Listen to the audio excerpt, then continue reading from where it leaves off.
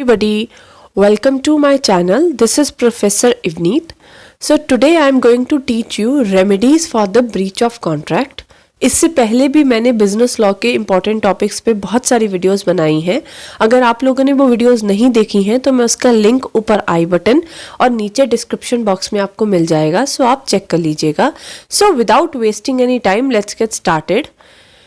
अगर आपको ये क्वेश्चन आता है कि remedies for the breach of contract आप लिखिए और ये लॉन्ग क्वेश्चन आता है, तो जैसे जैसे मैं इस वीडियो में आपको सीक्वेंस बताती जाऊंगी, अगर आप उसी सीक्वेंस में आंसर लिखेंगे तो आपके लॉ में बहुत अच्छे मार्क्स आप स्कोर कर लोगे. ओके, तो जब आपको एक क्वेश्चन आता है remedies for the breach of contract, तो ज़्यादातर स्टूडेंट्स क्या करते हैं, वो सीधा आंसर लिखना स्टार्ट हो जाते हैं, रेमेडीज ये है. तो सबसे पहले आपको ये बताना होता है कि ब्रीच ऑफ कॉन्ट्रैक्ट क्या है, उसके बाद ही आप रेमेडीज पे जाएं. Okay, so breach of contract, breach का मतलब होता है तोड़ना. If a party to a contract does not perform his obligation or expressly refuses to perform the contract is called the breach of contract.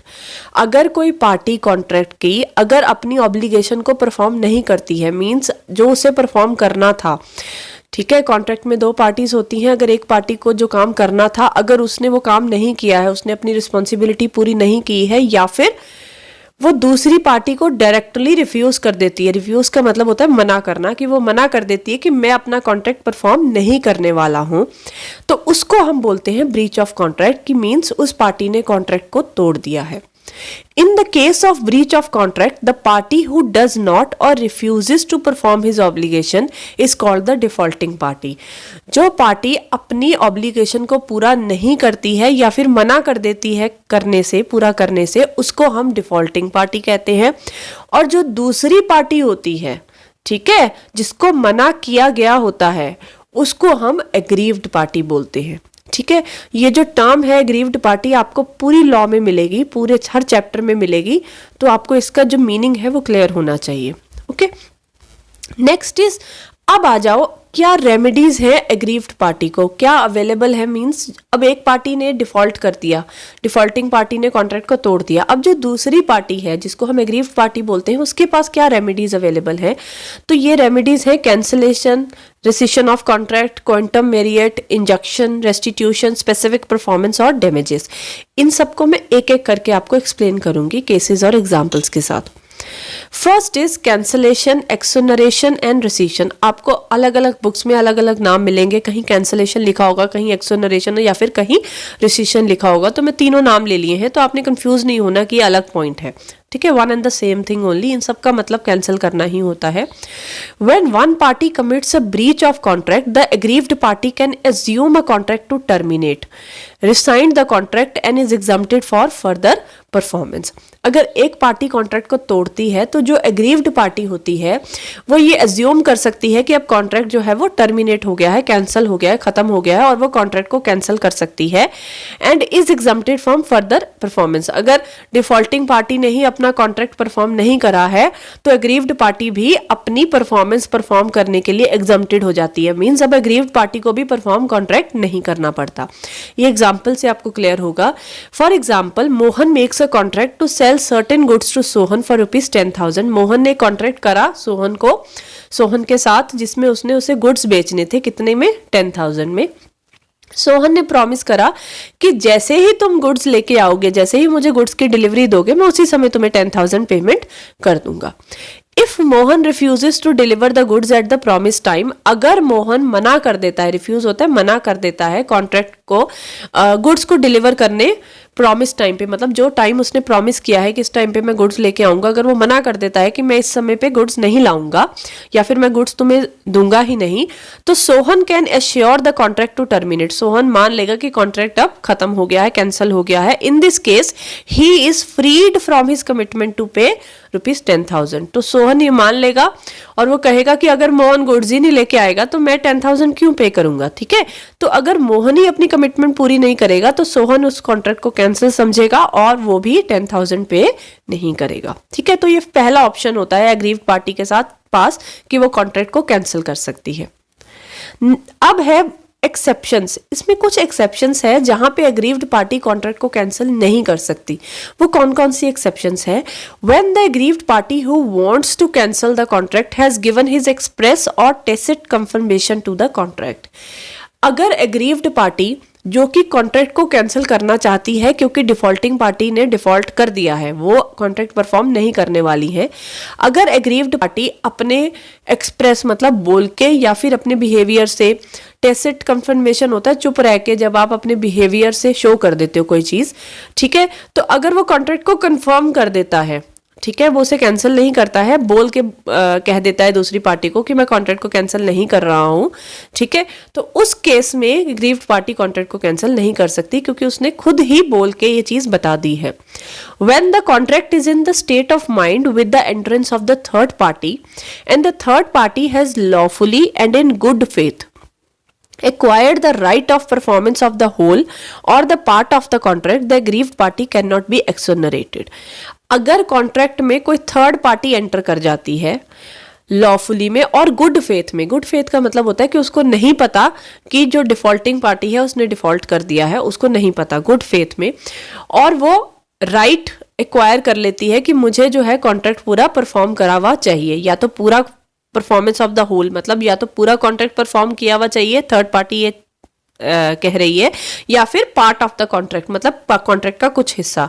तो उस case में जो aggrieved party होती है वो कॉन्ट्रैक्ट को एक्सोनरेट नहीं कर सकती। एक्सोनरेट का मतलब भी यहाँ पे कैंसिल करना है, तो उस केस में कैंसिलेशन नहीं हो सकता जब थर्ड पार्टी एंटर कर जाती है गुड फेथ में। Next is when the contract is not divisible, the aggrieved party cannot rescind one part of the contract। अगर हमारा कॉन्ट्रैक्ट डिविजिबल नहीं है, डिविजिबल का मतलब है कि आप जो चीजें आप सप्लाई कर रहे हो उन्हें डिवाइड नहीं कर सकते।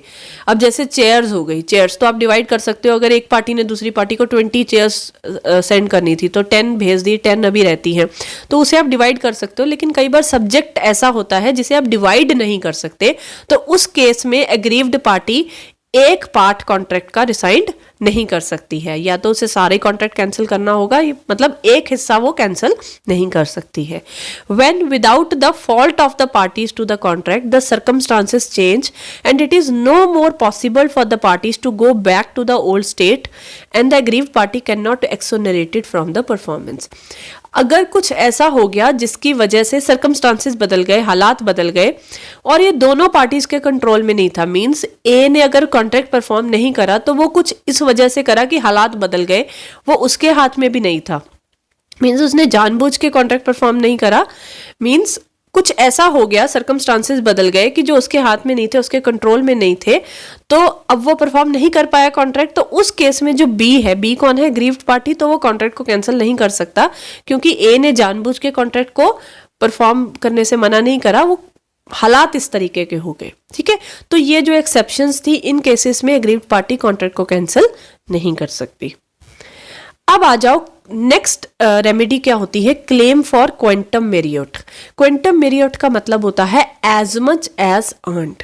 Okay, when one party at the request of another does something or supplies some good to other party, जब एक पार्टी दूसरे पर्सन की रिक्वेस्ट पे कुछ गुड्स सप्लाई करती है दूसरी पार्टी को, and if the compensation for such goods or services has not been defined at the time of contract, अगर जो गुड्स वो सप्लाई कर रही है, अगर उसका कंपनसेशन कॉन्ट्रैक्ट बनाते वक्त डिसाइड नहीं किया गया, मींस उन्होंने पहले से डिसाइड नहीं करा कि अगर कॉन्ट्रैक्ट टूट जाएगा तो इतना कॉम्पनसेशन हमें पे करना पड़ेगा, मींस ये पहले से डिसाइड नहीं था, then the law decides what should be an adequate compensation. तो उस केस में जो लॉ है वो डिसाइड करता है कि कितना कॉम्पनसेशन होना चाहिए अगर एक पार्टी कॉन्ट्रैक्ट को तोड़ती है, उसको हम बोलते हैं क्वांटम मेरिट। जब लॉ डिसाइड करता है क्या? एडिक्वेट कंपनसेशन, ठीक है। हाउ मच और what should be the compensation depending upon the circumstances of the case, कितना और क्या होगा कंपनसेशन, ये डिपेंड करता है कि केस के क्या सर्कमस्टांसेस हैं उस समय, ठीक है, क्या हालात हैं। अब ये इसकी एग्जाम्पल है, A promises to construct a house for B for ₹50,000। A ने यहाँ पे रुपीज आएगा, ए ने जो है एक हाउस कंस्ट्रक्ट करने के लिए बी के साथ कॉन्ट्रैक्ट करा कि वो उसके लिए हाउस बना के देगा, कितने में, 50,000 में. After A has started construction but it before its completion, A ने कॉन्ट्रैक्ट जो है कंस्ट्रक्ट करना, घर बनाना स्टार्ट कर दिया, लेकिन उसके पूरा होने से पहले बी एब्रोगेट्स का मतलब भी होता है रोकना, abrogates the contract and stops A from work. उसने कॉन्ट्रैक्ट को एब्रोगेट मतलब कैंसिल कर दिया और ए को काम से रोक दिया कि अब तुम काम नहीं करोगे. In such a situation A can sue for adequate compensation for the work that he has already done and can sue for the damages. अब ए ने कुछ हिस्से का काम तो कर दिया, ठीक है, अब बी ने उसे रोक दिया घर बनाने से, तो अब ए क्या कहेगा, ए कहेगा कि मुझे एडिक्वेट कंपनसेशन दो, मतलब जितना काम मैंने कर दिया है मुझे उसकी पेमेंट मिलनी चाहिए, ठीक है. तो वो लॉ डिसाइड करेगा, उसे हम बोलते हैं क्वांटम मेरिट, और साथ में वो डैमेजेस भी क्लेम करेगा जो उसे लॉस हुआ है, ठीक है. अब आ जाओ essentials for the law of quantum meruit to be operative. Quantum meruit को यूज करने से पहले क्या एसेंशियल, क्या चीजें होना जरूरी है, तभी हम इसको यूज कर सकते हैं इस क्लेम को. It is necessary for the contract to be divisible in the sense that it is possible to estimate the value of the part that has been executed. Contract divisible होना बहुत जरूरी है, जैसे मैंने पहले बताया, जैसे चेयर्स है, कॉन्ट्रैक्ट को आप डिवाइड कर सको, इस तरीके का कॉन्ट्रैक्ट होना चाहिए, तभी आप एस्टिमेट कर पाओगे ना कि कितना काम हो गया है और कितना काम रहता था, ठीक है. तो जो काम हो गया है उसकी पेमेंट आप तभी तो दे पाओगे ना, अगर आप कॉन्ट्रैक्ट को डिवाइड कर पाओगे. तो कॉन्ट्रैक्ट डिवाइड होना बहुत जरूरी है, डिविजिबल होना बहुत जरूरी है. It is also essential that the contract is not abrogated by the party making the demand for compensation. ये बहुत इंपॉर्टेंट है कि कॉन्ट्रैक्ट में जो पार्टी कॉम्पनसेशन मांग रही है उसी ने कॉन्ट्रैक्ट ना तोड़ा हो, मींस वही पार्टी डिफॉल्टिंग और वही पार्टी एग्रीव्ड नहीं होनी चाहिए. मींस जिसने डिफॉल्ट किया हो वही पार्टी कॉम्पनसेशन ना मांगे, ये चीज होनी बहुत जरूरी है. ये आपको एग्जांपल से क्लियर होगा.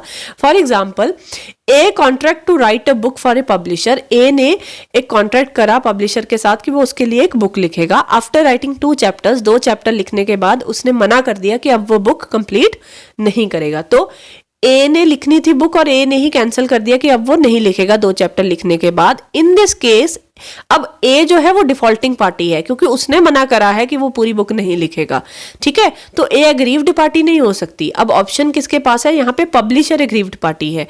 तो जो रेमेडी है वो सिर्फ एग्रीव्ड पार्टी मांग सकती है, ए नहीं मांग सकता. In this case A can not claim to be paid for the 2 chapters he has written. तो ए जो है यहाँ पे 2 चैप्टर्स की पेमेंट नहीं मांग सकता, क्योंकि उसने खुद ही तो डिफॉल्ट करा है, पब्लिशर ने तो कुछ नहीं करा था.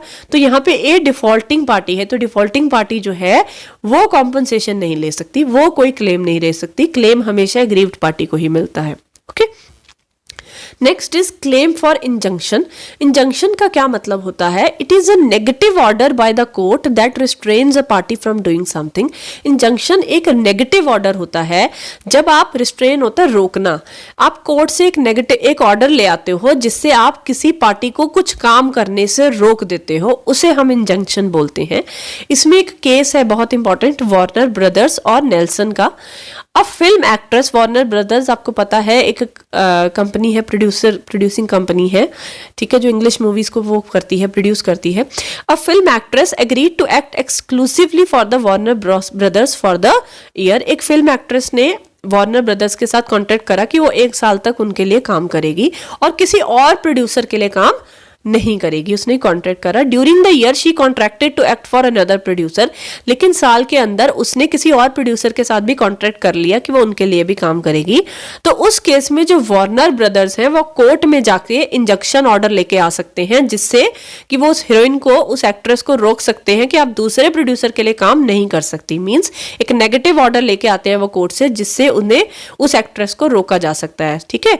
सो it was held that she could be restrained by injunction from doing so. तो उसे रोका जा सकता है इंजंक्शन ऑर्डर लेके आके कोर्ट से कि वो अब दूसरे प्रोड्यूसर के लिए 1 साल के लिए काम नहीं कर सकती. ठीक है. तो ये है क्लेम फॉर इंजंक्शन. ओके.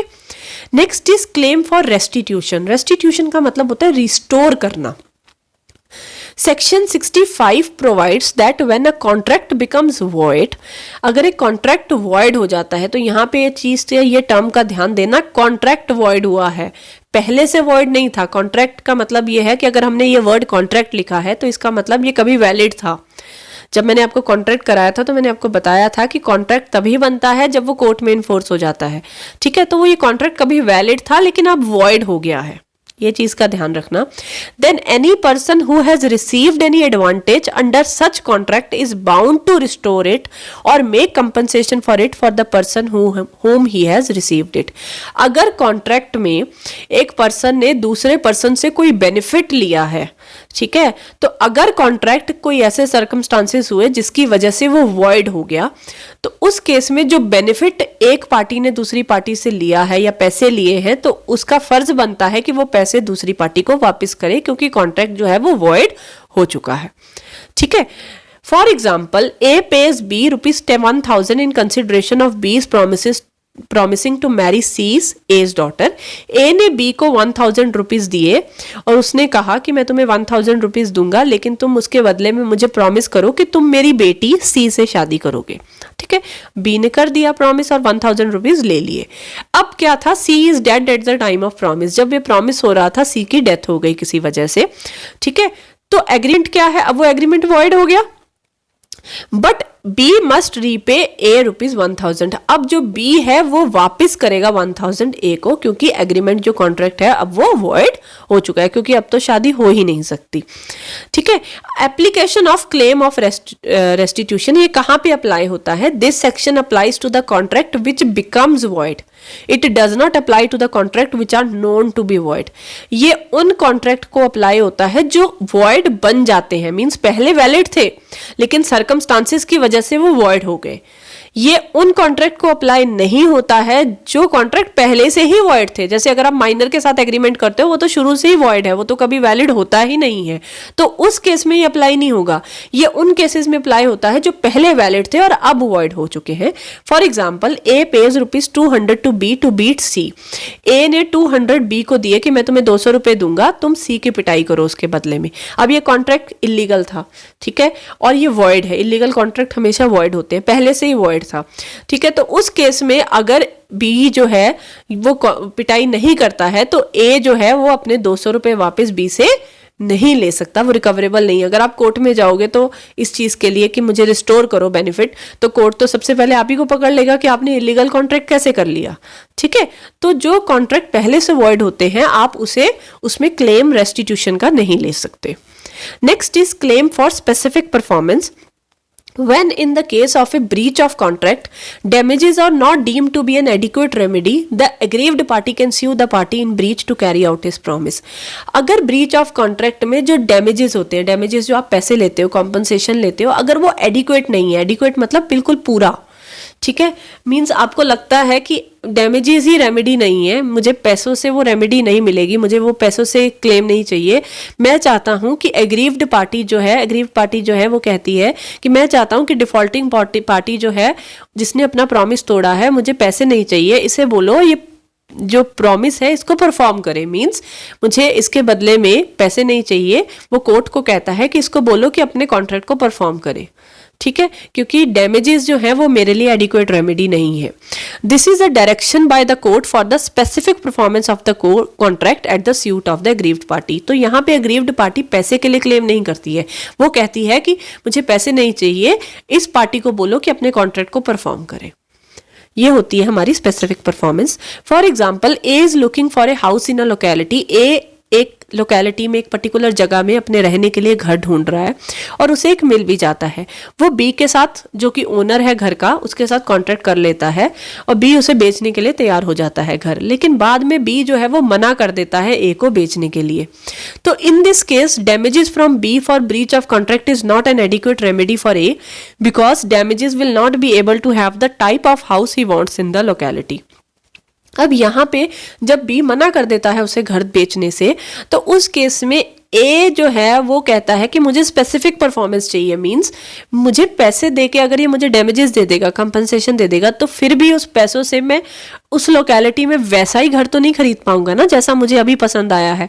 तो मुझे पैसे नहीं चाहिए, मुझे स्पेसिफिक परफॉर्मेंस चाहिए, वो कोर्ट के पास जाता है और कोर्ट को अपील करता है कि बी को बोलो मुझे यही घर बेचे, मींस ये अपने कॉन्ट्रैक्ट को परफॉर्म करे, ठीक है। अब स्पेसिफिक परफॉर्मेंस इन केसेस में आप ग्रांट नहीं कर सकते, जो कोर्ट है वो ग्रांट नहीं करता जहां पे कॉन्ट्रैक्ट पर्सनल नेचर का हो। पर्सनल नेचर के कॉन्ट्रैक्ट होते हैं, जैसे पेंटिंग का कॉन्ट्रैक्ट हो गया, टीचिंग का कॉन्ट्रैक्ट हो गया, तो उस केस में मीन्स जो पर्सनल नेचर के होते हैं, जो सिर्फ वही पर्सन कर सकता है, तो वहां पे ये चीज अप्लाई नहीं होती है। या फिर जहां पे डैमेजेस एडिक्वेट रेमेडी है, मीन्स आपको डैमेजेस जो है वही एडिक्वेट रेमेडी, मतलब उसी से आपको कवर अप हो जाएगा आपका लॉस, ठीक है। तो उस केस में आप स्पेसिफिक परफॉर्मेंस के लिए डिमांड नहीं कर सकते। Next is claim for damages. आप डैमेजेस के लिए क्लेम कर सकते हो, ये तो आप हर चीज के साथ करोगे। अगर आप कॉन्ट्रैक्ट को कैंसिल भी करते हो तब भी आप डैमेजेस के लिए क्लेम करोगे, ठीक है। तो डैमेजेस के लिए तो आप हर एक के साथ, हर रेमेडी के साथ क्लेम करोगे, क्योंकि आपको कॉम्पनसेशन तो चाहिए ही होगा। अब डैमेजेस क्या होते हैं? Damages are a monetary compensation allowed to the aggrieved party by law for loss और injury suffered by him for the breach of contract. तो कॉन्ट्रैक्ट को तोड़ने की वजह से जो एग्रीव्ड पार्टी को लॉस हुआ है, उस लॉस को पूरा करने के लिए जो मॉनेटरी, जो पैसों की फॉर्म में कॉम्पनसेशन दिया जाता है, उसे हम डैमेजेस कहते हैं। अब यहां पे पर्पस क्या है डैमेजेस का? The purpose here to help the party who has suffered a loss to retain the position it had before the loss was imposed upon the party by the breach of contract. तो यहाँ पे damages देने का purpose क्या है? इसमें purpose ये है कि उस पार्टी को, एग्रीव्ड पार्टी को उसी पोजीशन पे वापस पहुंचाना जहां पे वो था कॉन्ट्रैक्ट तोड़ने से, कॉन्ट्रैक्ट टूटने से पहले, ठीक है। तो जो उसको लॉस हुआ है कॉन्ट्रैक्ट टूटने की वजह से, तो उसको उसी पोजीशन पे दोबारा पहुंचाना, तो उतने डैमेजेस उसको दिए जाते हैं, उसका कंपनसेशन, उतना कंपनसेशन उसको दिया जाता है। अब आ जाओ example. A promises to deliver 100 cycle tyres at ₹50 each to be on 1 May 2020। A ने प्रॉमिस करा बी को कि वो उसे ₹50 पर साइकिल टायर के हिसाब से 1 मई को 100 साइकिल टायर देगा, ठीक है।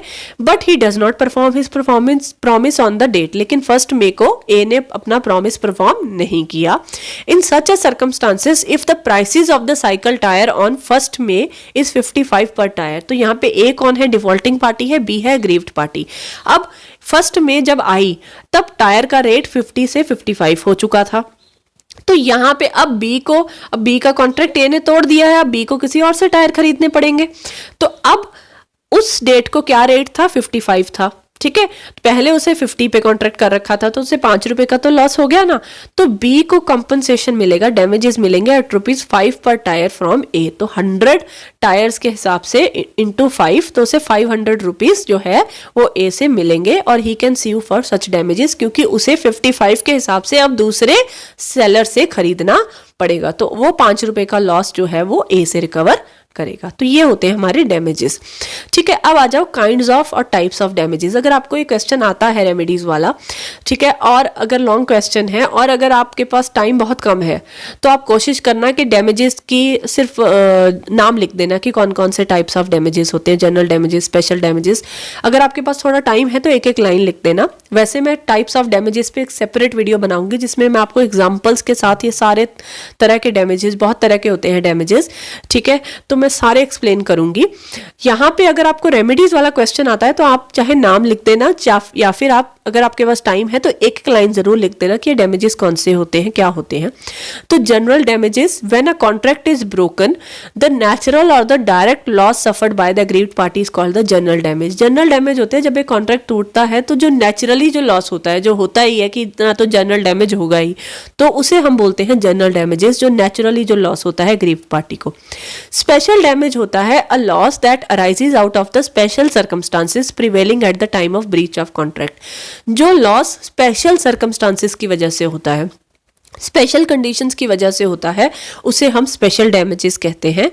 देन एग्जेम्पलरी और विंडिक्टिव डैमेजेस, ये कौन से डैमेजेस होते हैं? If the court feels that ordinary damages are not enough compensation for the loss of reputation और emotional damage suffered by the aggrieved party, the court may impose exemplary damages on the defaulter.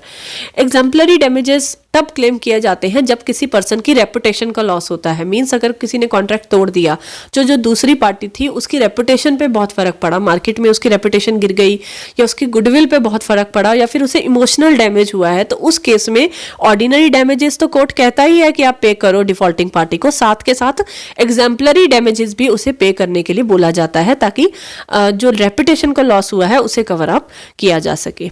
ठीक है, next is nominal damages when the aggrieved party has not in fact suffered any loss. जब aggrieved party को कोई खास loss नहीं हुआ होता, बहुत माइन्यूट सा लॉस हुआ होता है, तो उसको हम बोलते हैं नॉमिनल डैमेजेस, क्योंकि वो बहुत स्मॉल अमाउंट ऑफ डैमेजेस होते हैं। ठीक है, तो ये सारी डैमेजेस पे मैं अलग से वीडियो बनाऊंगी जिसमें मैं आपको पूरा एक्सप्लेन करूंगी विद एग्जांपल्स। ठीक है, इसके बाद भी हमारे बहुत तरह के डैमेजेस होते हैं। ठीक है, तो वो मैं सब उसी में कवर अप करूंगी, अदरवाइज ये वीडियो बहुत लंबा हो जाएगा। लेकिन अगर आपको रेमेडीज का क्वेश्चन आता है तो आपको ये चारों ही डैमेजेस लिखने और इसकी आप डेफिनेशन लिखाना, ये that is more than enough. Okay, so I hope आपको आज का टॉपिक बिल्कुल क्लियर हो गया होगा। इन केस अगर आपको कोई डाउट है तो आप मुझे कमेंट सेक्शन में लिख सकते हैं। अगर आप लॉ के नोट्स बना रहे हैं तो आप मेरी वीडियो को पॉज करके नोट्स भी बना सकते हैं। और हाँ, अगर आपको मेरा पढ़ाया हुआ समझ आता है और आप आगे फर्दर भी मुझसे पढ़ना चाहते हैं तो आप मेरी वीडियो को लाइक शेयर कर सकते हैं और मेरे चैनल को सब्सक्राइब कर सकते हैं। So thank you.